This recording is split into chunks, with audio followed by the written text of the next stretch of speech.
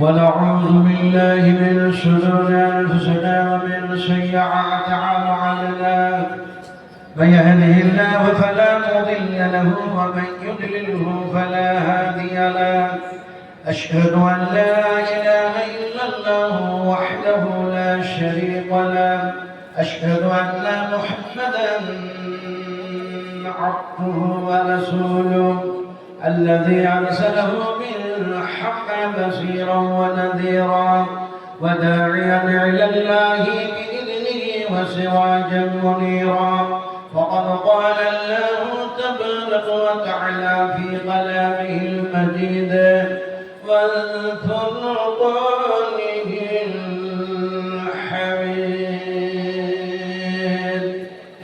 أعوذ بالله من الشيطان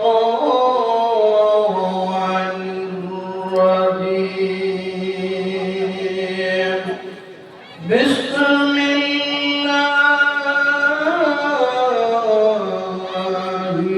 الرحمن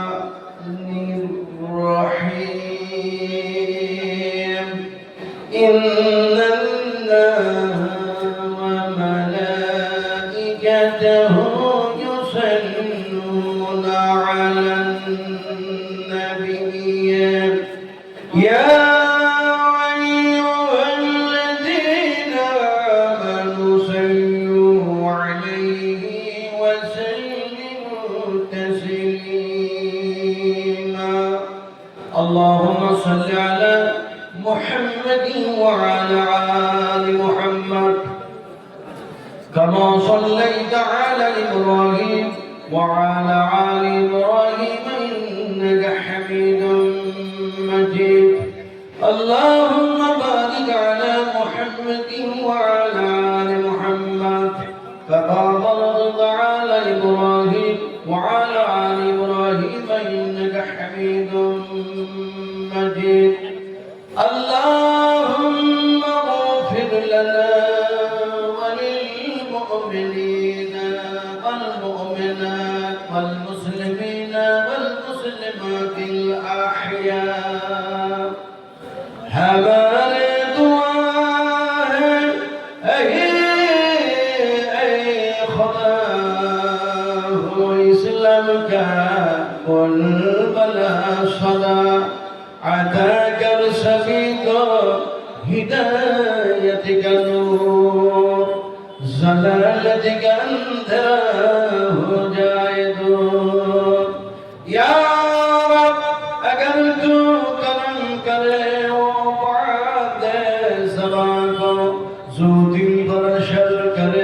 تقبل منا إنك أنت السميع العليم وتب علينا إنك أنت التواب الرحيم سبحان ربك رب العزة عما يصفون وسلام على المرسلين والحمد لله رب العالمين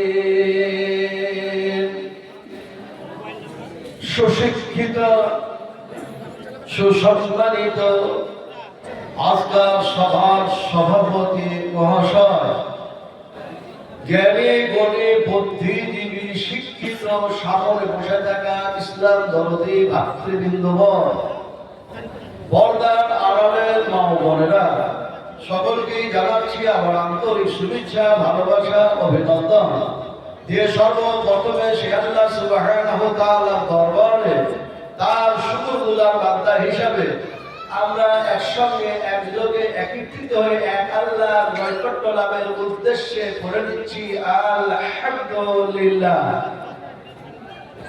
এই তো আমাদের আখলাক, এই তো চরিত্র। আমি এসেছি অনেকক্ষণ পূর্বে, আল্লাহ পাক নিয়ে এসছেন, কথা বলি খুব কর্ণপাত করে শুনছিলাম। কথা এত দামি দামি বলি, এত সুন্দর সুন্দর কথা বলি, কিন্তু এই কথার সাথে তোমার নিয়ত কি বলছে মনে হয় আল্লাহ কিছুই জানে না, নাকি? আল্লাহ কিছু জানে না। মনে মনে করি আমি যত ভালো কথা বলি আমার চেয়ে কি ভালো কথা আর কেউ জানে? আমার কাছে যা পাণ্ডিত্য আছে এর থেকে আর কারোর কাছে বেশি পাণ্ডিত্য আছে। ওয়া উতিতু মিনাল ইলমি ইল্লা কালিলা। অবস্থাটা কি? ব্যাপারটা হচ্ছে রিয়ালিন নাস, লোক দেখানো যা কিছু হবে এ দিয়ে পরকাল ইহকাল কিছুই কল্যাণ হবে না, শুধু লাঞ্ছিত ঘৃণিত পদতলিত লাঞ্ছনা গঞ্জনা প্রাপ্ত হতে হবে। তাই मर्द जब तुम जग में आओ जब हंसोगे तुम रोए, ऐसा करना कर चलोगे तुम हंसोगे चल रोए। কথাটা বলতেছিলাম, এখানে অনেক শিক্ষিত মানুষ বসে আছে। শিক্ষিত মানুষগুলি আজ কোরআনের শিক্ষায় শিক্ষিত, হাদিসের শিক্ষায় শিক্ষিত, ইসলামিক শিক্ষায় শিক্ষিত, দার্শনিক শিক্ষায় শিক্ষিত, নানা কিছু। কিন্তু ব্যাপারটা হচ্ছে আমার কাছে যদি সেই আখলাক না থাকে যা সাহাবা کرام রাদিয়াল্লাহু তাআলা আনহুদের কাছে আখলাক ছিল, রাসূলের কাছে নবুয়তের অভাব ছিল না, রাসূলের কাছে মুজিজার কোনো অভাব আল্লাহ রাখে নাই, কিন্তু সর্বশ্রেষ্ঠ আখলাক ইন্নাকা লাআলা খুলুকিন আযীম, আল্লাহ পাক সর্বশ্রেষ্ঠ আখলাক দান করেছিলেন বিশ্বনবী মুহাম্মদ রাসূলুল্লাহ সাল্লাল্লাহু আলাইহি ওয়াসাল্লামকে। আমি যখন খুতবা পড়ছি আপনারা তখন গর্ব করছেন, যখন আমি বলছি আল্লাহুম্মা গফির লানা ওয়া লিল মুমিনিনা ওয়াল মুমিনাত ওয়াল মুসলিমিনা ওয়াল মুসলিমাত, তখন আপনারা হাসছেন। চিন্তা করুন, সবাই না হাসলেও অনেকেই লক্ষ্যই করলাম না কি যে উনি বলছেন। একদিকে আমি বলছি আল্লাহ সুবহানাহু ওয়া তাআলা আজকে তার কাছে প্রার্থনা করছে করা হচ্ছে যে যত মুমিন মুমিনাত যত মুসলিম মুসলিমা জীবিত আছে আল্লাহ তুমি জীবিত রেখেছো তাদের মাফ করে দাও।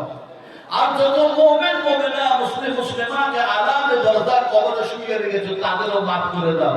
তো আপনাদের তো উচিত ছিল, আমার মা গেছে, আমার আব্বা গেছে, আমার ভাই গেছে, আমার বোন গেছে, আমার অনেক অনেক আরো যারা গিয়েছে মুমিন মুমিনা, একটু তো দুঃখ বেদনা নিয়ে আমিনটা বলতে পারতেন, সেটাও বললেন না। কি যেমন এনজয় করে, কি যে আনন্দ করে। ডাকুন চাই না ডাকুন, বয়স তো 70 হয়ে গেছে, আমি কি আজকাল করতাম কথা বুঝে গিয়ে দাওয়াতের পর্ব কখনো করি না। আল্লাহ ছাড়া এক আল্লাহ ছাড়া কাউকে গোলামি করি না। ব্যাপারটা হচ্ছে যে আমরা এখানে এসেছি কেন, আল্লাহ পাক নিয়ে এসেছেন কেন?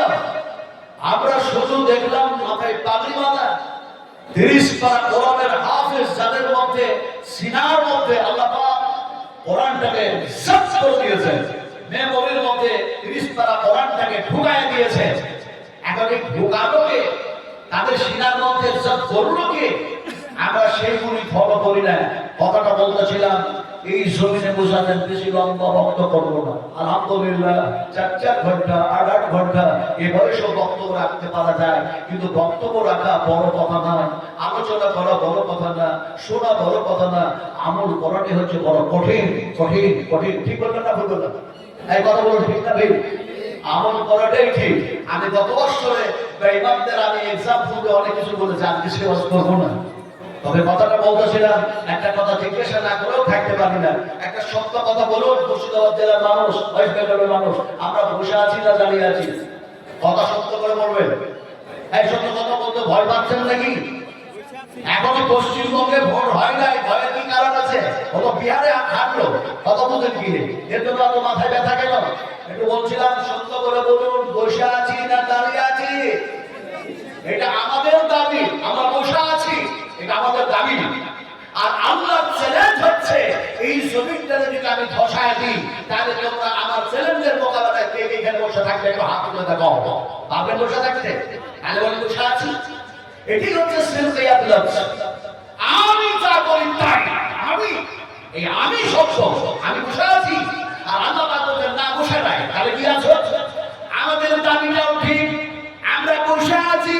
আল্লাহ চ্যালেঞ্জটাও ঠিক যে না তোমরা বসে নাই, তাহলে আমরা কি আছি? আল্লাহ পাক বলেন শোনো, হুয়াল্লাযী জাআলা লাকুমুল আরদা ওয়াদলুলাল ফাযু বিমানাকিবিহা ওয়া কুলু মিন রিজকিহি ওয়া ইলাইহির নুশুর। যে জমিনে তোমরা বসে থাকার দাবি করো, এই জমিনটারে আমি শুধু স্থির করে দিই নাই, এই জমিনের স্থিরের সাথে সাথে আমি প্রশস্ত করে দিয়েছি। সুবহানাল্লাহ বলতে ইচ্ছাও করে না, এটা যেমন সুবহানাল্লাহ আমি রাখলে হয়ে যাবে, বেদাত হয়ে যাবে। সুবহানাল্লাহ বলুন দেখি, এটা যেমন সুবহানাল্লাহ। আল্লাহ রাব্বুল আলামিন বলেন, জমিনটা যেমন স্থির করলাম, এই জমিনটা তোমাদের জন্য প্রশস্ত করে দিয়েছি। শুধু স্থির আর যেন প্রশস্ত করে ছেড়ে দিই নাই, এই জমিনে তোমাদের জন্য রিজিকের ব্যবস্থা রেখেছি। এই জমিনে তোমরা আমার দেওয়া রিজিক খাবে, আবার চলাফেরাও যেন করবে।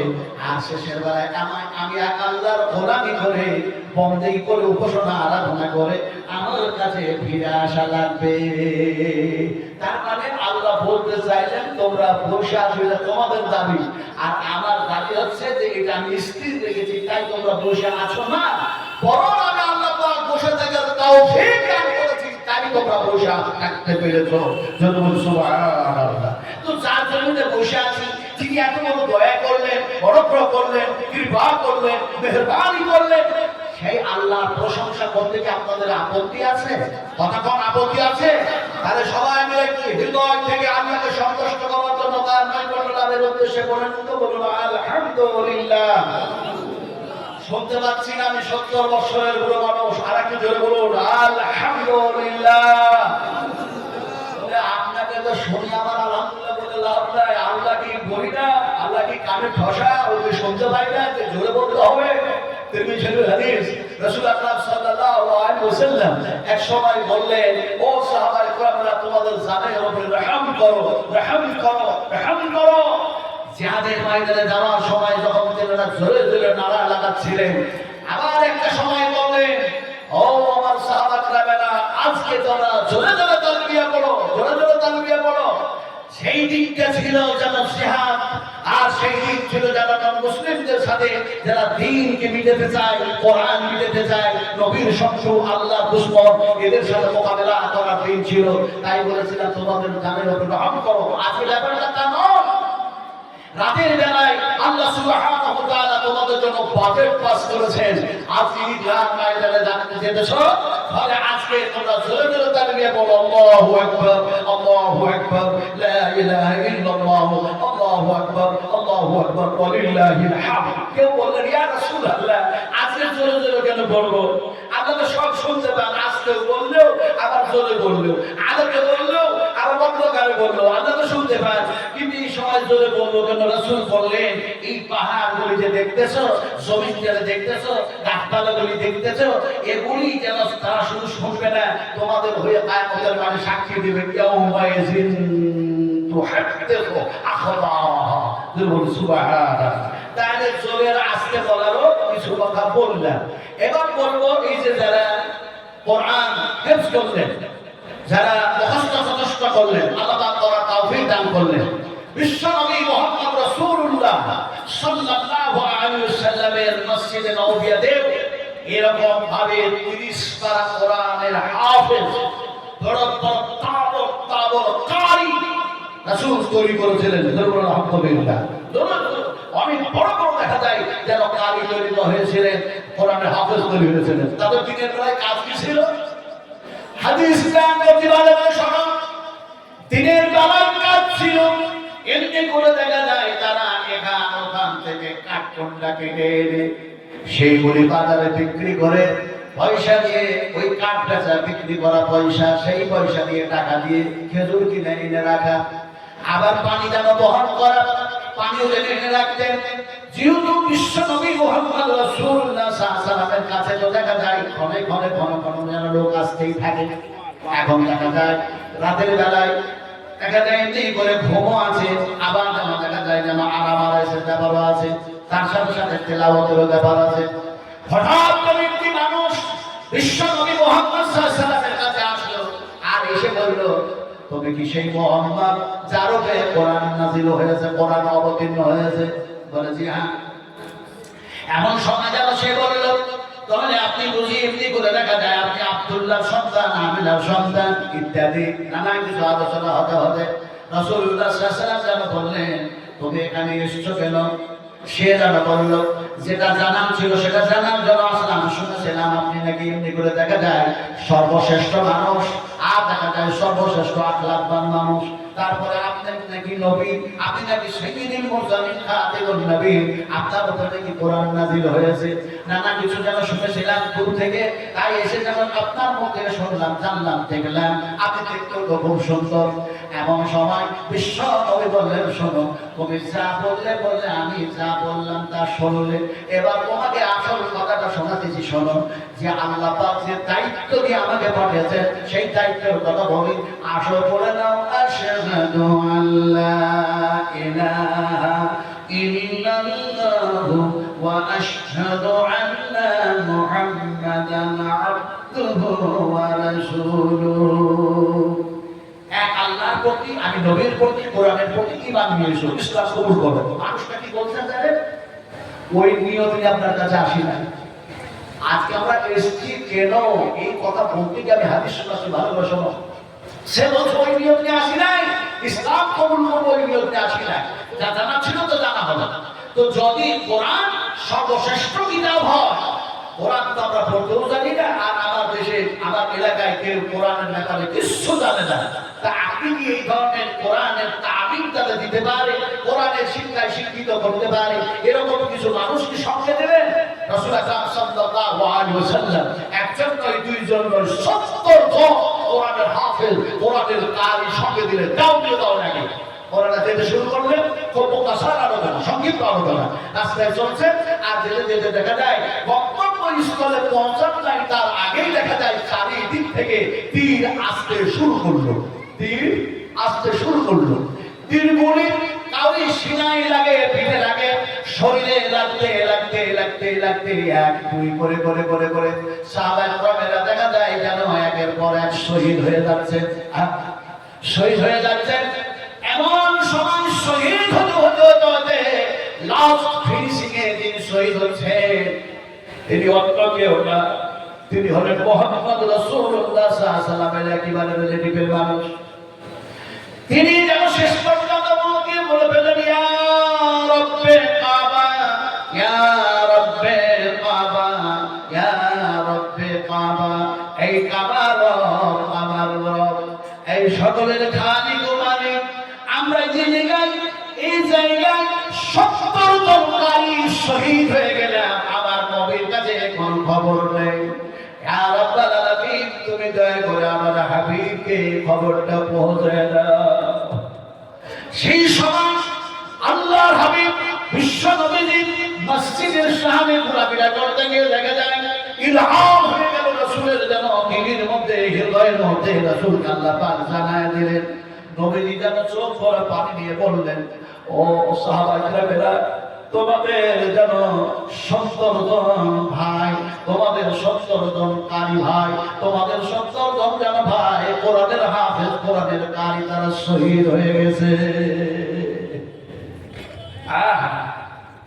এই যদি হয় সেন্স, এই যদি হয় ধ্যান, এই যদি হয় ধারণা, এই যদি হয় বিবেক, এই যদি হয় বিবেচনা, এই যদি হয় কল্পনা, এই যদি হয় যন্ত্রণা, এই যদি হয় মনের আশা, এই যদি হয় মনের বাসনা, নিশ্চয়ই ইহকাল যেমন আমরা লাভবান হব, কিয়ামতের মাঠেও আল্লাহ পাক আমাদের সম্মানিত বানাবেন, বলুন ইনশাআল্লাহ। জোরে ইনশাআল্লাহ বলবেন না, একটু জোরে ইনশাআল্লাহ। এতগুলো মানুষ ইনশাআল্লাহ করতে পারেন না, একটু জোরে বলবেন ইনশাআল্লাহ।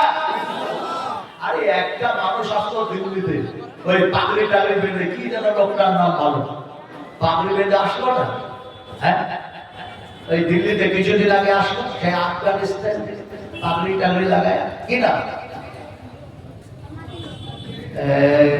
এরা সব বাংলাদেশ। আপনাদের কাছে এমনি রোহিঙ্গা ঘোষণা করবো, মোস্তাকিম আসলো, মুস্তাকিম। তো আফগানিস্তানের সেই যেন আসলো বিধানমন্ত্রী, তিনি মাথায় পাগড়ি বেঁধে আসলে, এখন আসার পর দেখা যায় সে প্রথমেই সে যেন একটা হিম্মতের সঙ্গে দাওয়াত দিলেন। জরুর আলহামদুলিল্লাহ। দাওয়াতটা কি ছিল?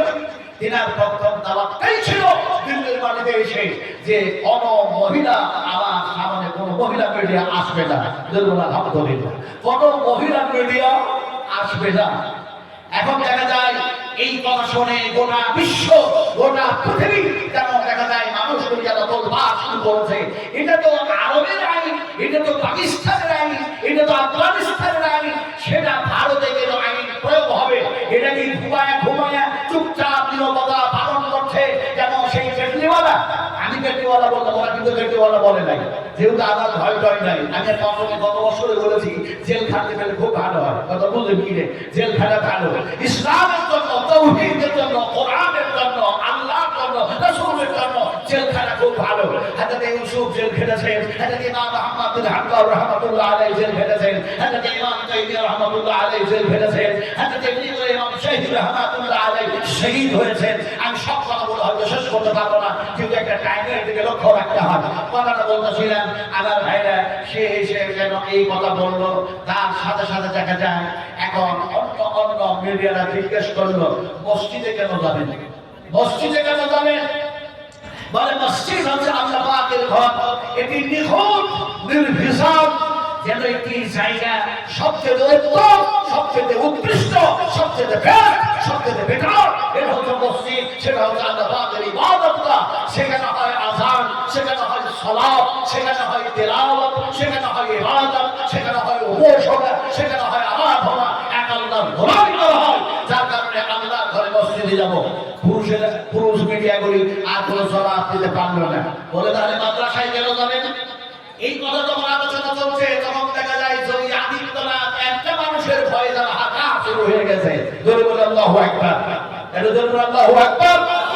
একটি মানুষ কুল্লিল্লাহিয়াত আল্লাহকে একেবারে যেন খাস দিলি খাস নিয়তে এমন একটা কথা বলছেন, গোটা ভারতবর্ষে বড় বড় chief minister, prime minister, home minister অগণিত যেন আর্মি মিলিটারি প্রধান একাকার হয়ে আছে, অথচ একটি মানুষ তিনি এসে এমন এক জামাতের কাজ শুরু করলেন, শেষ পর্যন্ত তাকে বলা হলো মাদ্রাসায় কেন যাবেন? এদিকে যোগী আদিত্যনাথ যে মাদ্রাসাগুলি বন্ধ করে গেছিল, মাদ্রাসাগুলি খোলার অর্ডার দিল, যদি বলা আলহামদুলিল্লাহ।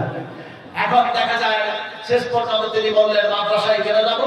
তালিবুল ইলম, তালিবুল ইলম, তালিবুল ইলম, যে সমস্ত তরুণরা ইলম সঞ্চয় করার জন্য এই মাদ্রাসায় পড়াশোনা করার জন্য এসেছে, শুধু তারাই আসে নাই, বরং আমি এই মাদ্রাসায় পড়াশোনা করেছি, আমার উস্তাদুল আসাদ যারা এখানে আছেন, ফলে সেখানে দেখা যায় তাদের সাথে মোলাকাত আর দেখা সাক্ষাৎ ইত্যাদি ইত্যাদি। কথা বলতেছিলাম, একটি মানুষ যদি দিল্লির মাটিতে এসে এই ইমানের যেন জজবাত নিয়ে যদি কথা বলতে পারে, তাহলে মুর্শিদাবাদের পশ্চিমবঙ্গের নাগরিক, পশ্চিমবাংলার মুসলমান ভাই ও বোনেরা, আপনারা কি ঐক্যবদ্ধ হয়ে এক আল্লাহ সুবহানাহু ওয়া তাআলার দ্বীনকে কায়েম করার জন্য, মাদ্রাসাকে কায়েম করার জন্য, কোরআনের হাফেজ বানানোর জন্য ঐক্যবদ্ধ হয়ে আমরা কি সেই দিকে আগাতে পারবো না? পারবো না? কোরআনের দিকে আগাতে পারবো না? পারবো না? শিক্ষার জন্য আগাতে পারবেন না? পারবেন না? শিক্ষাকে যারা ভালোবাসেন এবং আগাবার চেষ্টা করছেন, কারা কারা এ ব্যাপারে আগ্রহী, একটু হাত উঁচু করে আমার দেখা। হাত উঁচু হবে না? আপনারা কি শিক্ষার দুশ্মন? হাত আর উঁচু করতে হবে। হাত নিচু করে রাখলেন, যারা নিচু করে রাখলেন ভালো করে শোনেন, আর যারা উঁচু করলেন তারাও ভালো করে শোনেন। আপনারা বলুন, জাহান্নামী মানুষ আর জান্নাতি মানুষ কি এক হয়? কথা জবাব দিতেই হবে, জবাব দিতে হবে। বলুন, জান্নাতি মানুষ, খুব সহজ প্রশ্ন করেছি, জানতে চেয়েছি আপনাদের কাছ থেকে, জানতে চেয়েছি জাহান্নামী এবং জান্নাতি মানুষ কি এক? আরো জোরে বলুন। এক যে নয়, জানবো কি করে? কোথা থেকে জানবো? ওই জায়গাতে জানবেন যে শিক্ষার জন্য হাত উঁচু করতে বলেছি। তার মানে কোরআনের মধ্যে আল্লাহ পাক বলছেন, লা ইস্তাবি আসহাবুন নারি ওয়া আসহাবুল জান্নাহ, আসহাবুল জান্নাতি হুমুল ফাইজুন। আল্লাহ সুবহানাহু ওয়া তাআলা ঘোষণা করে দিলেন, জান্নাতি মানুষ আর জান্নাতি মানুষ কখনোই এক নয়। আবার কোরআনের অন্য জায়গায় বলে, কুল হাল ইয়াস্তাবিল্লাযীনা ইয়া'লামুনা ওয়াল্লাযীনা লা ইয়া'লামুন। হাত উঁচু করেছে, এই আইনের পক্ষে হাত উঁচু করেছে, এই আল্লাহর কোরআনের পক্ষে হাত উঁচু করেছে, আল্লাহর এই সংবিধানের পক্ষে হাত উঁচু করেছে। আর যদি দেখা যায় হাত উঁচু করবো কেন, এইগুলি হয় বেদাত, এইগুলি হয় এইগুলি হয় সেই, এটা বেদাত কতটা আপনি সেবা মানে মাদ্রাসায় যদি লেখাপড়া না করেন তাহলে নাসিরুদ্দিন আলবানী কি বলেছেন, হাফেজ আব্দুল্লাহ বিন বাজ কি বলেছেন, এমনি করে ইমাম তাইমিয়া কি বলেছেন, এমনি করে ইমাম আহমদ বিন হাম্বল কি বলেছেন, এমনি করে ওবায়দুল্লাহ মুবারাকপুরি কি বলেছেন, ইত্যাদি ইত্যাদি। তার মধ্যে ইমাম বুখারী রাহমাতুল্লাহ আলাইহি কি বলেছেন শোনো। হাদিসের রাবি হচ্ছে হযরত আনাস রাদিয়াল্লাহু তাআলা আনহু। देखना है तो देख लीजिए, ये हदीस सही है, वल्लाहि सही है, सो खुद नहीं है। बुखारी मुस्लिम शरीफ हदीस রাসূল করিম সাল্লাল্লাহু আলাইহি সাল্লামের একজন সাহাবী তার নাম হযরত আনাস, তিনি বর্ণনা করছেন রাসূল আকরাম সাল্লাল্লাহু আলাইহি সাল্লাম তিনি ওয়াজ করছেন, বক্তৃতা করছেন, আমরা সাহাবীরা বসে আছি। হযরত আনাস বলেন আমি খুব কর্ণপাত করে শুনতেছি। রাসূল কি বলছেন, আল্লাহর হাবিব বলছেন, আনাস যেন বলছেন আমরা শুনতেছি। নবীজি বললেন এমন এক জামানা আসবে, এমন এক যুগ আসবে যে জামানায় যে যুগে দেখা যাবে আল্লাহ সুবহানাহু ওয়া তাআলা ইলমকে উঠায় নেবেন, ইলমকে উঠায় নেবেন, ইলমকে উঠায় নেবেন। আর ইলমকে যখন উঠায় নেওয়া হবে তখন অশিক্ষিত বর্বরতা মূর্খামিতা যেন হার বেড়ে যাবে, সংখ্যা বেড়ে যাবে। উঠায় নেওয়া, কোরআন উঠায় নেওয়া হবে না, হাদিস উঠায় নেওয়া হবে না। উঠানো হবে কি যারা এই কোরআন এবং হাদিসের যারা দেখা যায় শিক্ষা অর্জন করে মানুষের সামনে বয়ান করতে ভুল করে নাই, মানুষের সামনে বয়ান করতে গিয়ে ভয় পায় নাই, তার উপরে বয়ান করেছে নিজের জিন্দেগি, নিজের জীবন তার উপরে এমনি করে জীবন যাপন করেছে। এক কথায় শুধু মানুষকে শুধু বলে নাই, বরং তারা মুখ দিয়ে যা ভালো কথা বলেছে তারা যেন তার প্রতি আমল করেছে। লিমান তাকুলুনা মা লা তাফআলুন। ইলম উঠায় দেওয়া হবে, কোরআন হাদিস উঠিয়ে দেওয়া হবে না। সেই সমস্ত আলিমদেরকে আল্লাহ উঠায় নেবেন। আজকে ইমাম বুখারী, ইমাম মুসলিম আছে, আজকে দেখা যায় এমনি করে দেখা যায় ইমাম আহমদ বিন হাম্বল আছেন, আজকে দেখা যায় এমনি করে যে সমস্ত আইম্মারা মুহাদ্দিসিন মুহাক্কিকিন সেই সমস্ত আছে, আজকে নাই। আজকে আছে কি আমার মতো আমি নাসবে আলাম অধম, কথা এত বলি কিন্তু আমল করি না। তার মানে আমি ভক্ত, আমি অন্যদের কথা বলি না। মাথাটাকে আমার দিকে রাখো, ব্রেনটাকে আমার দিকে। আমি এমন একটা বক্তা রাস্তায় চলি আর দেখা যায় জোহরের নামাজ কাজা করি, আসরের নামাজ কাজা করি, মাগরিবের নামাজ কাজা করি, আর বলি আমার থেকে ভালো বক্তা আছে কি? কথা বুঝে কি নেই। এই জন্যই এই কারণেই আমি প্রাইভেট গাড়ি ব্যবস্থা রেখেছি। আল্লাহকে বলেছি আল্লাহ তুমি নামাজ পড়ি ঠিক ঠিক সময়ে পড়ায় নিও, প্রয়োজনে কাজা করবেন, প্রয়োজনে কাজা করবেন। আল্লাহ রাসূল যেভাবে বলেছেন সেইভাবে করবেন। সাল্লু কামা রাআইতুমুনি উসাল্লি। আমি সেই হাদিসের তর্জমা নেইবা করলাম যেমন রাসূল আকরাম সাল্লাল্লাহু আলাইহি সাল্লাম আরাফার মাঠে দেখা যায়, আরাফাতের মাঠে যেন যোহর আর আসরকে একসঙ্গে পড়লেন, আবার মাগরিবকে সেখানে যেন কাজা করে দিবেন, ছেড়ে দিবেন। আরাফার মাঠে যেন নামাজ পড়লেন না, মাগরিবের নামাজ রাসূল আকরাম সাল্লাল্লাহু আলাইহি ওয়াসাল্লাম মুজদালিফায় এসে তিনি যেন দেখা যায় মাগরিব আর ইশা সালাত আদা করলেন। বলুন সুবহানাল্লাহ। কথাটা বলতেছিলাম কি, আমি যতই ভালো কথা বলি, আমি যদি আমলকারী না হয় তাহলে কিয়ামতের মাঠে মুআখাযা হতে হবে না, হবে না? কথা বল, হতে হবে না, হবে না? فأخذتهم فكيف كان عقاب। আল্লাহ সুবহানাহু ওয়া তাআলা যখন তার আযাবের জিনজির দিয়ে, আযাবের রশি দিয়ে, দড়ি দিয়ে কাউকে পাকড়াও করে তখন তার বাঁচার কোনো উপায় থাকে না। যেমন নমরুদকে জুতা পিটাই করে আল্লাহ বিদায় করেছেন, ফেরাউনকে তাদের পানিতে হাবুডুবু খাইয়ে বিদায় করেছেন। এখনো পারে যারা দ্বীনের শত্রু, যারা তাওহীদের শত্রু, মাদ্রাসার শত্রু, ওলামাদের শত্রু, তলবাদের শত্রু, এমনি করে শাহাদাতের শত্রু, এরা তো আল্লাহ দমন করতে পারে না, পারে না, পারে না, পারে না। বলো যেহেতু পারে সেহেতু নবী করিম সাল্লাল্লাহু আলাইহি ওয়াসাল্লাম বললেন কোরআন উঠিয়ে নেওয়া যাবে না, হাদিস উঠিয়ে নেওয়া হবে না, ইলমকে উঠায় নেওয়া হবে। হযরত আনাস বলছেন এরপরে রাসূল বললেন এমনি করে যখন ইলম উঠিয়ে নেওয়া হবে তারপরে দেখা যাবে অসংখ্যভাবে, অগণিতভাবে, অতিরিক্তভাবে যেন দেখা যায় জেনা জেনা জেনা জেনা হতে থাকবে। নারী ধর্ষণ হচ্ছে না ভাই? এখনকার যুগে নারী ধর্ষণ হচ্ছে না হচ্ছে তো। তাহলে নবীর কথার সাথে মেল হয়েছে না হয় না?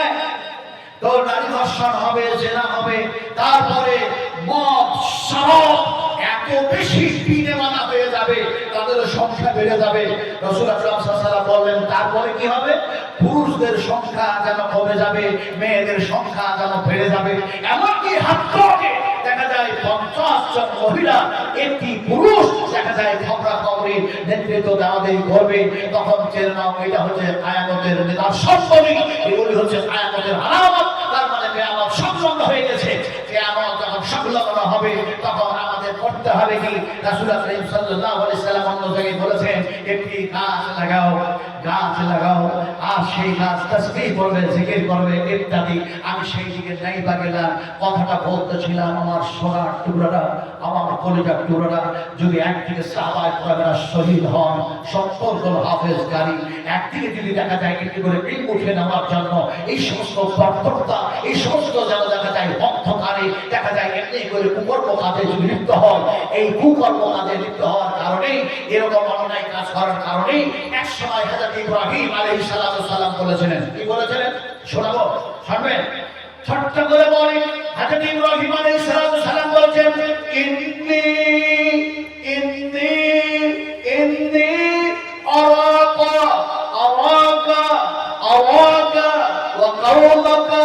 ওয়া কওমাকা ফি দালালিম মুবিন। তিনি বলেন আমি আরাকা দেখতেছি, হে আমার কওম, হে আমার জাতিরা, তোমরা প্রকাশ্যভাবে যেন গুমরাহির মধ্যে, পথভ্রষ্টের মধ্যে তোমরা হাবুডুবু খাচ্ছ। এক আল্লাহকে না মানার কারণে, তেনার সংবিধান না মানার কারণে, নবীর প্রতি ঈমান না আনার কারণে আজকে আমরা এই জামানায়, এই যুগে, বিংশ শতাব্দীর যুগে, যান্ত্রিক সভ্যতার যুগে, এমনি করে সায়েন্সের যুগে, এই বৈজ্ঞানিকের যুগে, এই কম্পিউটারের যুগে, এই মোবাইলের যুগে, এই জামানায় মানুষ আমরা যতই শিক্ষায় শিক্ষিত হয়েছি, কিন্তু দেখা যায় এত শিক্ষায় শিক্ষিত হলাম, তারপরেও আবার আখলাক আমি চেঞ্জ করতে পারলাম না। আমার আখলাক, আমার আদর্শ, আমার চরিত্র, আমার তাহজিব, আমার তামাদ্দুন সবচেয়ে উত্তম হবে, আর যেটা হবে আল্লাহর পছন্দনীয় মতো সেটাই হতে হবে। কথাটা বলতেছিলাম, ওয়াজ করি নাই এতক্ষণ পর্যন্ত। কি করলাম তাহলে? আমি ওয়াজ করি নাই এতক্ষণ পর্যন্ত। মাঠ ঠিক করলাম রে ভাই, মাঠ পিচ ঠিক করলাম, পিচ স্পেন বল খেলবে, ফাস্ট বল খেলবে, কর্নার হবে, ফাউল হবে, গোল হতে হবে, এর জন্য এটা পিচ ঠিক করলাম। তবে এই পিচ নয় যে পিচে দেখা যায় ইডেন গার্ডেনে খেলা হচ্ছে, সেটা নয়। পিচ যেটা ঠিক করতেছি কোরআনের আলোকে, সেটা হলো ঈমানের পিচ। ঈমানের যে জং ধরেছে, ঈমানের যে ময়লা বসেছে, ঈমানের যে মরিচা ধরেছে, কোরআনের চাইতে ভালো কেমিক্যাল কিছু নয়। যার জন্য আল্লাহ রাব্বুল আলামিন বিশ্বনবী মুহাম্মদ রাসূলুল্লাহ সাল্লাল্লাহু আলাইহি সাল্লামকে আল্লাহ কোরআনটাই দান করলেন। তাও কোরআন দান করে দিলাম। বলুন তো কোরআন কত পারা? 30 সন্দেহ আছে, ওই যে আস্তে আস্তে হচ্ছে। হ্যাঁ, সন্দেহ থাকলে মানুষ আস্তে আস্তে কথা বলে। কোরআন একটু বলুন, কোরআন কত পারা? কোরআন কানা আল্লাহ মমতা কথা বুঝলেন? নবী শেখে। আপনারা যখন উল্টা কথা বলেন তখন আমাকে একটু উল্টা কথা বলতেই হয়। আমি কতবার বলেছিলাম উল্টা কথা, আপনাদের মনে আছে? হ্যাঁ মনে আছে? উল্টা কথা বুঝেন তো নাকি? আচ্ছা, উল্টা ভাষা আগে বলুন, উল্টার বিপরীত কি বলুন? আপনারা কি পারেন কিনা বলেন? উল্টার বিপরীত কি? নবীজিকে জিজ্ঞেস করি উল্টার বিপরীত কি? আর উল্টার বিপরীত হচ্ছে সোজা। রাসূল আকরাম সাল্লাল্লাহু আলাইহি সাল্লাম একটা সোজা দাগ টানলেন। দাগ টানার পরে দেখা যায় ডান থেকে বাম দিকে ছোট ছোট দাগ টানলেন। আবুল হাযা সিরাতুল মুস্তাকিম, এই সোজা পথে যারা চলবে জীবন শুরু হলো এইখানে, গন্তব্যস্থল হবে জান্নাতে। ডান থেকে বাম দিকে যত উল্টা দাগ টানলাম, এগুলো হচ্ছে শয়তানি দাগ, এটা হলো পথভ্রষ্ট, এখানে হবে গুমরা। পরে এই পথে যারা চলবে তাদের গন্তব্যস্থল হবে জান্নাত। তাহলে সোজা উল্টা দুটোই ট্রাক নবী সাহেব টানলেন। নবী সাহেব বললেন বলে কি আপনারা দুঃখিত? নবী সাহেব বললেন বলে কি আপনারা দুঃখিত? সাহেব যে নবী নয় এটা কে বললো? নবী সাহেব বলে আছে ডাক্তার সাহেব, নবী সাহেব বলেই দেখা যাচ্ছে মাস্টার সাহেব, এসপি সাহেব, আইজি সাহেব, ডিআইজি সাহেব। এই সাহেব লাগাবার সুযোগ পেয়েছে, এই টাইটেল দেওয়ার সুযোগ পেয়েছে আল্লাহ পাক প্রথমেই নবীর সামনে নবীকে যেন এই লাকাব দান করলেন। যেমন কোরআনের মধ্যে এসেছে মা দাল্লা সাহিবুকুম ওয়া মা গাওয়া ওয়া মা ইয়ানতিকু আনিল হাওয়া। তোমাদের কাছে এমন একজন রাসূল প্রেরণ করলাম যাকে আমি সাহিবের লাকাব দান করলাম। এটা সিদ্ধান্ত নেই, এটি রায় নেই, সেটা হলো আমি আল্লাহর রায়। ফলে এই সাহেবের রায় যেমন চূড়ান্ত, আমি আল্লাহর রায় সেটাই চূড়ান্ত। কথা যেন বলতেছিলাম আপনাদের আমার ভাইয়েরা, নবী সাহেব আমার রাসূল দেখা যায় এমনি করে উল্টাটাও দাঁত টানলেন আর সিধাটাও যেন টানলেন, দুটাই যেন বললাম। এবার উল্টাটা বোঝাবার জন্য আধুনিক যুগের মানুষেরা শিক্ষায় শিক্ষিত বলে এবার এক্সাম্পল দিয়ে বোঝায়। উল্টা শব্দটাকে বোঝাচ্ছি এমনি করে, এই যে ওইটা হলো একটা রাস্তা, আপনাদের যাতে খুব না আসে যার জন্য ওইটা হলো একটা রাস্তা। এই রাস্তাটা দিয়ে একটা 12 চাকার অথবা দেখা যায় 24 চাকার, 27 চাকার, 28 চাকার একটা লরি চলে যাচ্ছে। লরিটাকে ধরে উল্টায় দেয়, চাকাগুলি হয়ে গেল ওপর দিকে, ইঞ্জিনটা ওপর দিকে হয়ে গেল। এখন দেখা যায় বডি বডি সব দেখা যায় নিচু দিকে হয়ে গেছে। ওটা পৃথিবীর ড্রাইভার গুলিকে ডাকুন আর ড্রাইভারদের বলুন তোমাদের যা অভিজ্ঞতা আছে, যোগ্যতা আছে সব লাগায় দাও আর উল্টা গাড়িটাকে একটু চালায় দাও। চালাতে পারবে? তাও সত্য কথা বলতে ইচ্ছা করে না, পারবে? পারবে না তো? যারা কোরআনের উল্টা চলেছে, যারা তাওহীদের উল্টা চলেছে, এক আল্লাহর উল্টা চলেছে, নবীজির উল্টা চলেছে, এক কথায় আল্লাহ সুবহানাহু ওয়া তাআলার সংবিধানের উল্টা চলেছে, এই সমস্ত মানুষগুলিকে কিয়ামতের মাঠে আল্লাহ পাক যেন উল্টায় দেবেন। উল্টায় দেওয়া হবে তার মানে মুখের উপরে ভর দিয়ে, ঠোঁটের উপরে ভর দিয়ে তারাকে দাঁড় করায় দেওয়া হবে। উম্মাহাতুল মুমিনিন মা আয়েশা বলছেন ইয়া রাসূলুল্লাহ, ইয়া হাবিবাল্লাহ, নবীজি এই মানুষগুলি সদা সর্বদাই যেন সোজা উপরে ভর দিয়ে চললো, সোজা ভাবে চললো, পায়ের উপরে ভর দিয়ে চললো। এই মানুষগুলি কিয়ামতের মাঠে কেমন করে উল্টা হয়ে চলবে? নবীজির মুখ দিয়ে বার হয়ে গেল আফামাইয়া মুসিবু মিম্মান আলা ওয়াজহিহি আহাদা আম্মান ইয়ামসি সাবিয়ান আলা সিরাতিন মুস্তাকিম। আমার ভাইরা, আমার ভাইরা, আমার বোনেরা, নবীজি বললেন আয়েশা সেই দিন আমলকারী মানুষগুলিকে এইভাবে আল্লাহ পাক উল্টায়া দিবেন। মুখের উপরে শুধু ভর দিয়ে দান করাবেন না, ঠোঁট আর মুখের উপরে ভর দিয়ে দান করায়া হাঁটায়া চলায়া জাহান্নামের মধ্যে নিক্ষেপ করে দিবেন। আল্লাহু আকবার। এখন জাহান্নামে যখন যাবে তখন তারা চিৎকার করে কান্না করে আর বলবে, তাদের ভাষাগুলি কি হবে? তারা যেন বলবে ক্বালু ও রাব্বানা আমাতনা সানাতাইন ওয়া আহইয়াতানা সানাতাইন ফাতাওয়াফানা বিযুনুবিনা ফাহাল ইলা খুরুজিম মিন সাবিল।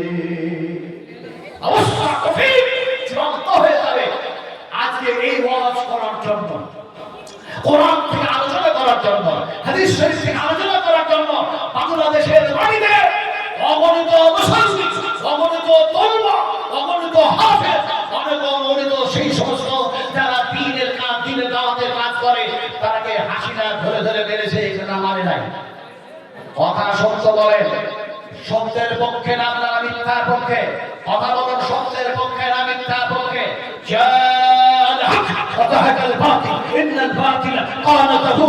সত্য এসেছে, মিথ্যা যেন মিটে যাবে। সত্য এসেছে প্রতিষ্ঠিত হওয়ার জন্য, মিথ্যা এসে থাকে মিটে যাওয়ার জন্য। সত্য কথা বলতে হবে। সত্য কথা বলা ভালো না খারাপ? তাও ধরে কেউ বললেন না, দৌড় বললেন। আমি তো কোনোদিনই সত্য কথা বলি না। সূর্য উঠলে মিথ্যা কথা শুরু করি আর সূর্য ডুবলে আবার মিথ্যা কথা বলে যেন শেষ করি। কথা বুঝলেন কি? আচ্ছা, সত্য কথা করে আপনারা এতটাই বুঝেন, বলুন তো এই শরীরটা যখন থাকবে না, আকাশটাও যখন থাকবে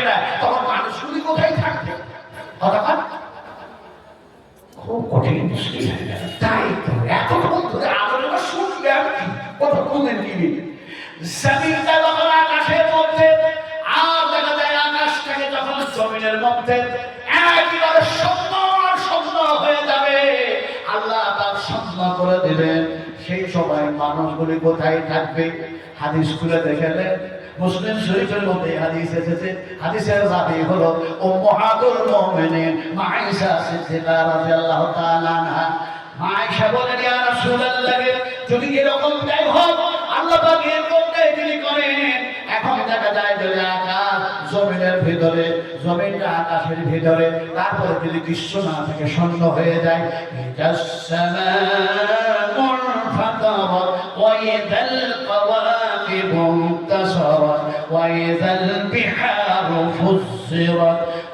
এমনি করে দেখা যায় এই আকাশ, এই জমিন, এই সূর্য, এই তারকা, এই নক্ষত্র, এগুলি কি হবে?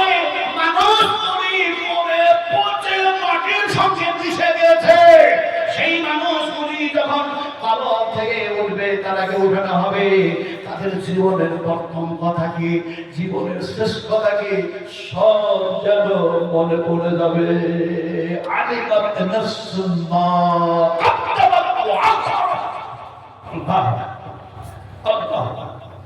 কোথায় কি হবে? মা আয়েশা জানার ইচ্ছা হলো। নবীজি বললেন, আয়েশা, যখন অবস্থা হবে এরকম আকাশ আর জমিনে, তখন সমস্ত মানুষগুলি দাঁড়ায় থাকবে পুরুষেরাতে ফুলের ওপরে। জরুর সুবহানাল্লাহ। আমার ভাইরা, আমার শোনার জীবনে এই ওয়াজ করতে গেলেই আলেমদের জেলে ঢুকাও। আজ আল্লাহ ফায়সালা চরণ করেছেন, না করে নাই? হাসিনা মিডিয়া, এই যে মিডিয়া যারা আছেন, দয়া করে আমার জীবনে জিন্দিগিতে হাজারো লাখ মানুষ ভিজিটিং কার্ড চেয়েছে। আমি বলেছি আমার কার্ডের প্রয়োজন পড়ে না। এখন বলে আপনি সাংবাদিক মিডিয়া নিয়ে বলেন না, বলে না মিডিয়ারও প্রয়োজন পড়ে না।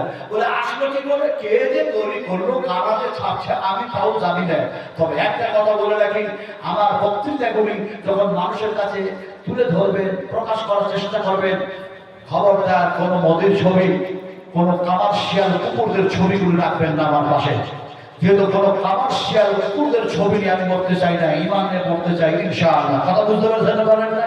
আমার ভাইরা, এখন হাসিটা দেখা যায় দুনিয়া থেকে যাবে, আল্লাহ যেদিন চাইবে। কিন্তু ফায়সালা হয়েছে না, হয় নাই? কথা বল, ফায়সালা হয়েছে না? এখন আমাদের ফায়সালা হবে না, হবে না? আমাদের হিসাব হবে না, হবে না? বলুন, হিসাব বুঝি না আমরা? 3 আর 3 কত হয়? হ্যাঁ, এই 3 আর 3 কত হয়? 6। আর 6 আর 6 কত হয়? এটা কোথাকার হিসাব? আমাদের হিসাব, আমাদের জ্ঞানের হিসাব, এটা দুনিয়ার হিসাব। আল্লাহ পাক বলেন হিসাব দেওয়া লাগবে। ওই হিসাব কোনটা? আল-ইয়াওমা তুজজা কুল্লু নাফসিন বিমা কাসাবাত লা যুলমাল ইয়াওম ইন্নাল্লাহা সারিউল হিসাব। আজকের দিনে তোমাদের কাছে আমরা যে হিসাব দিব, তোমাদের উপরে যে জুলম করব না, এক জাররাও জুলম হবে না। ফলে দুনিয়াতে তোমাদেরকে পাঠিয়েছিলাম, সেই দিন তোমরা শিক্ষায় শিক্ষিত হয়েছিলে। তোমরা সেই কোরআনের শিক্ষা নেওয়ার পরে কতটুকু কি করেছিলে, তোমরা করে আমার গোলামি কতটুকু করেছিলে। এক কথায় আল্লাহ পাক যদি হিসাব নেন, আমরা তো হিসাব দিতে কেউ পারবো না। পারবো কেবলমাত্র তারাই পারবে যারা আল্লাহর আইন, আল্লাহর সংবিধান, বিশ্বনবীর তরিকায় গোটা জীবন বাস্তবায়ন করেছে। জোরে সুবহানাল্লাহ। একদিনের ঘটনা, আমি কি রাত্রি বলো না, জি কতক্ষণ পর্যন্ত বলবো? হয়নি, হোক 10:30 হয়ে গেছে। না না, 25 মিনিট। তো কথা বলছিলাম, হ্যাঁ একটু যাবো তো। ওই নৌকাতে চাপবো বলেই তো জিজ্ঞেস করছিলাম। কথা বলছেন কি, নৌকার কি একরকম হয়? হ্যাঁ হ্যাঁ, আপনি দুইটা জায়গায় মেয়েরা যেতে পারবে না। মেয়েরা দুইটা জায়গায় যেতে পারবে না। কোথায় যেতে পারবে না? একটা হচ্ছে জান্নাতুল বাকিয়ার মধ্যে, আর একটা হচ্ছে এমনি করে বাবু সালাম বের দিয়ে নবীজির জিয়ারত করার জন্য যেতে পারবে না। এই দুইটি জায়গাতে একবার নিষেধ। কথা বুঝেন কি না? যেহেতু আমি গত বছরে 57 দিন থাকলাম, আমার ক্লাসমেট আব্দুল হাসিব আল মাদনী, ইসমাইল আল বাবুশি, আব্দুল হামিদ আল মাদনী, এমনি করে দেখা যায় আর কত বাজারে আলহামদুলিল্লাহ সুবহানাল্লাহ।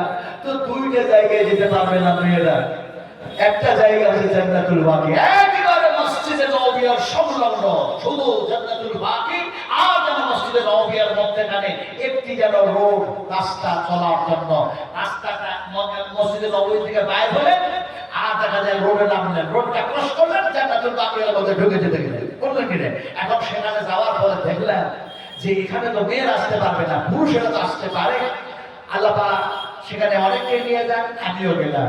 লক্ষ্য করলাম এখানে তো 1000 না, 2000 না, 5000 না, 8000 না, 10,000 সাহাবায়ে কেরাম রাদিয়াল্লাহু তাআলা মুসলিম আছেন। তো এখানে তো দেখা যায় এমনি করে হযরত ওসমান গনিও আছেন, আয়েশাও আছেন, ইত্যাদি ইত্যাদি।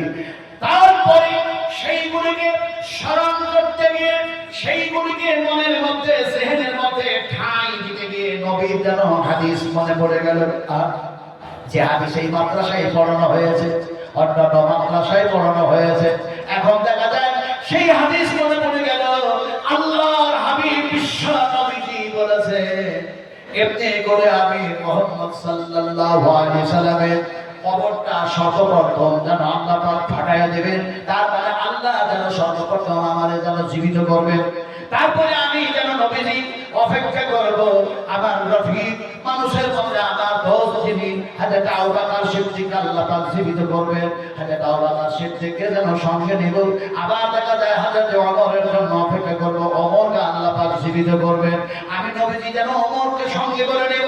তিনজনই যেন দেখা যায় এমনি করে যেন অপেক্ষা করব এতক্ষণ পর্যন্ত, ততক্ষণ পর্যন্ত, ততক্ষণ পর্যন্ত, যতক্ষণ পর্যন্ত জান্নাতুল বাকিয়ায় যারা শুয়ে আছে তারাকে আল্লাহ পাক জীবিত না করবে। বিশ্বনবী বলেন তারাকে সঙ্গে করে নিয়ে ইয়াউমুল কিয়ামত হাসরের ময়দানে দিকে অগ্রসর হব, অগ্রগামী হব। তার মধ্যে নবীজি বললেন এই জান্নাতুল বাকিয়ার মধ্যে থেকে 70,000 সাহাবী, এমনি করে 70,000 জন মানুষ বেহিসাব যেন দেখা যায় জান্নাতে চলে যাবে। ওই বেহিসাব জান্নাতে যারা যাবেন, যে মানুষগুলি, তাদের সঙ্গে কি আপনারা জান্নাতে যেতে রাজি আছেন? আমরা কি রাজি আছি? কারা কারা জান্নাতে যেতে রাজি আছে? হ্যাঁ উঁচু করে দেখাতে হয়, দেখো হ্যাঁ উঁচু করুন, হ্যাঁ উঁচু করুন, আর হাত উঁচু করুন, সিধা করুন, সিধা করে ওয়ালিল্লাহি তাকবীর, সালাম ইসলাম, রবে ইসলাম। আর কোরআনের আলো ঘরে ঘরে দেখলো, আন্দোলনের আলো ঘরে ঘরে দেখলো। সুদ থাকবে না, ঘুষ থাকবে না, মদ থাকবে না, জুয়া খেলা থাকবে না, সুন্দর আখলাক তৈরি হবে, বেপরদায় চলবে না, নারী ধর্ষণ হবে না, এক কথায় বেঈমানি বাটপারি হবে না। কিন্তু দেখা যায় কোরআন কেমন করে মুছে দেওয়া যায়, কোরআনের আলো কেমন করে নষ্ট করা যায়। আগেও ছিল, এখনো আছে, ভবিষ্যতেও থাকবে। والله بأفواههم والله متم نوره ولو كره الكافرون। তাফসীর ইবনে কাসীর, তাফসীর হুসাইনি, তাফসীর বারুল কোরআন, তাফসীর বাজুল কোরআন, তাফসীর হাসান বায়ান, তাফসীর দোকান, তাফসীর কাসাব, এছাড়া আরো অনেক অনেক তাফসীর আছে। বিভিন্ন তাফসীরকাররা বিভিন্ন বলেছেন, আমি করতে পারলাম না। 6 ডিসেম্বর আপনারা আবার আসবেন, এখান থেকে মাত্র 3 কিলোমিটার দূরে। পুরো কমিটি ওনারা এসেছিলেন, আমার সঙ্গে দেখা করে গেছেন, আর অনেক আগে দাওয়াত দিয়েছেন ওনারা। সেই দিন ইনশাআল্লাহ যথাযথ আলোচনা করার চেষ্টা করব। আপনারা বলেছেন আমরাও সেই মানুষগুলির সঙ্গে, নবীর সঙ্গে, ওমরের সঙ্গে বেহিসাব জান্নাতে যাবেন, তাদের সঙ্গে আমরাও জান্নাতে যেতে চাই ইনশাআল্লাহ বলেছেন। ইনশাআল্লাহ পড়া সহজ, হাত উঠানো সহজ, জান্নাতে যাব কথা বলাও সহজ, কিন্তু এই জান্নাতে যাওয়ার পূর্বে আমাকে যে ভালো কাজ করতে হবে, এই কাজ করা অত সহজ নয়। যার জন্য আল্লাহ পাক বলেছেন ইন্নাল ইনসানা লাফি খুসর ইল্লা আল্লাযীনা আমানু ওয়া আমিলুস সালিহাত ওয়া তাওয়াসাউ বিল হক ওয়া তাওয়াসাউ বিস সাবর। নিশ্চয়ই সমস্ত মানুষ ক্ষতিগ্রস্ত, ক্ষতিগ্রস্ত, ক্ষতিগ্রস্ত ইল্লা আল্লাযীনা আমানু ওয়া আমিলুস সালিহাত। নিশ্চয়ই তারা নয় যারা আমালে সালেহ, আমালে সালেহ, আমালে সালেহ, আমালে সালেহ করতে চায়, আর বেহিসাব দিয়ে ওই মানুষের সঙ্গে জান্নাতে যেতে চায়। তারা নিয়ত করলেন, এই আল্লাহ আপনার জান্নাত দেখি নাই, আপনার জাহান্নাম দেখি নাই, নবীজিকে দেখি নাই, তবে নবীর হাতের পানি পান করে তোমার বেহেশতে যেতে চাই, তাই আমি 10,000 টাকা দিচ্ছি। একটা মানুষ ভালো আমল করে ইহকাল থেকে পরকাল গমন হতে চাই, তাই বলুন একজন ধনাত্ম ব্যক্তি যে আমি 10,000 টাকা দেবো নবীজি, আপনার হাতের পানি পান করে বেহেশতে যাবো এই আশায় বলেন। নিয়ত ঠিক, সমস্ত কাজ কি করে নিয়তের উপরে দারোমদার করে। বলুন 10,000 টাকা, আমি তার জন্য দোয়া করবো ইনশাআল্লাহ। আমি তো একটা নগর একটা মানুষ আপনাদের মতো, আমি তো একটা মানুষ, আপনাদের জন্য খাস দোয়া করবে নিষ্পাপ, যাদের কোনো গুনাহ নাই, যাদের কোনো খাতা নাই, যাদের কোনো ভুল নাই, যাদের কোনো পাপ নাই, আল্লাহ তাদেরকে এমনি করে সৃষ্টি করেছেন, আপনার জন্য দোয়া করবে ফেরেশতা। ওই ফেরেশতাদের দোয়াগুলি কি হবে, শব্দগুলি কি হবে, বাক্যগুলি কি হবে, আমি বলবো, আমি পড়বো, আপনারা শুধু আমি করবেন। তাহলে ওই ফেরেশতাদের দোয়া নেওয়ার জন্য বলুন 10,000 টাকা। আর যে বলুন বলেন, একজন ডাক্তার, একজন মাস্টার, একজন দেখা যায় ব্যবসায়ী, কৃষক, চাষি, বলেন 10,000 টাকা কি পারবেন? পারবেন? কোন মা, কোন খালা, কোন ভাই, কোন মুসলিম, কোন মুসলিমান পারবেন? আমি গত রাত্রে যখন বক্তব্য রাখছিলাম, সেখান থেকে এখানে আসা অনেক খ্রিস্টান, অনেক গ্রন্থ, আগামীকাল কিষানগঞ্জ আমরা কিষানগঞ্জ মাদ্রাসা আল মাহাদ, আমাদের যেন দেখা যায় আব্দুর রকিব মাদানী, তারপরে কৌশল মাদানী, তারপরে দেখা যায় প্রিন্সিপাল আপনার মোজাম্মেল হাফিজাহুল্লাহ, আরো অনেকেই থাকবেন। আর সেখানে আসছে মিরাজ রব্বানী, আলহামদুলিল্লাহ বলে। আরে আলেমেরা কি যে এইভাবে আল্লাহ পাক দিনের কাজ করার জন্য, আগামী কালকার কথা বলছি, 6 মাস আগে দাওয়াত দিয়েছে, আমাকে দাওয়াত দিয়েছেন, তো সেখানে আমার আগামী কালকে প্রোগ্রাম আছে আলহামদুলিল্লাহ, এখান থেকে সরাসরি ওইখানে কথা বুঝে গেলে, যার জন্য বলছিলাম যে মিরাজ রব্বানী যেখানে আসছেন সেটা একটা মাদ্রাসার প্রোগ্রাম, কথা বুঝলে কিনে, তো আলহামদুলিল্লাহ সেখানে যাব। আর আপনার জন্য খাস দোয়া করতে বলবো, খাস দোয়া করতে বলবো, ইনশাআল্লাহ 10,000 টাকা বলেন একটা মানুষ, একজন আল্লাহ কোন খাস বার্তা কি হবে না, পাবেন না? আমি মাত্র 3 বার বলবো, কারণ আল্লাহ পাক বিজোড় জিনিসকে ভালোবাসে। মাগরিবের ফরজ নামাজ বিজোড়, বেতর নামাজ বিজোড়, আল্লাহ হচ্ছেন বিজোড়, ফলে দেখা যায় বিজোড়কে আল্লাহ ভালোবাসেন। তাই 3 বার বলবো কথাটা, যদি আপনারা কথায় সাড়া দেন তাহলেও ভালো।